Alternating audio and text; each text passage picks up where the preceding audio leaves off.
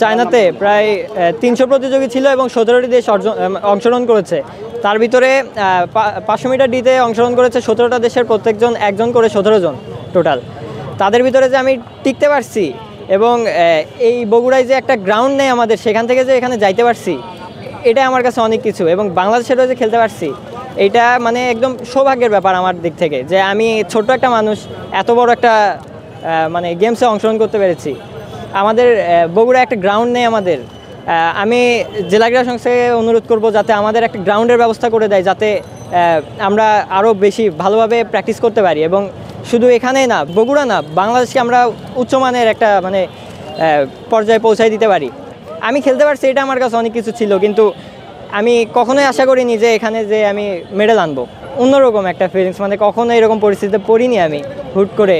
পৃথিবী যে কথাটা বললো, আমি জেলা ক্রীড়া সংস্থার পক্ষ থেকে যখন আমরা তাদেরকে সম্বোধনা দিব, এই কথাটা আমরা ওই ফোরামে আলোচনা করব। এবং আমাদের আসলেই এদের যে প্র্যাকটিসের যে সুযোগের কথা বলছে পৃথিবী, আমরা সর্বাত্মক চেষ্টা করব আমাদের স্টেডিয়ামের চতুর্থ সাইডে যে রোডটা আছে এটা সংস্কার করে হলেও জেলা ক্রীড়া সংস্থার পক্ষ থেকে আমরা এটা স্কেটিং প্র্যাকটিস এবং প্রতিযোগিতার উপযোগী করার জন্য আমরা চেষ্টা করব। জেলা প্রশাসক মহোদয়ের মাধ্যমে আমরা এটা চেষ্টা করব। আজকে আমার ছেলে 2টা স্বর্ণপদক অর্জন করেছে। বাবা হিসেবে এটা আমার কাছে অনেক বড় একটা গর্বের বিষয়।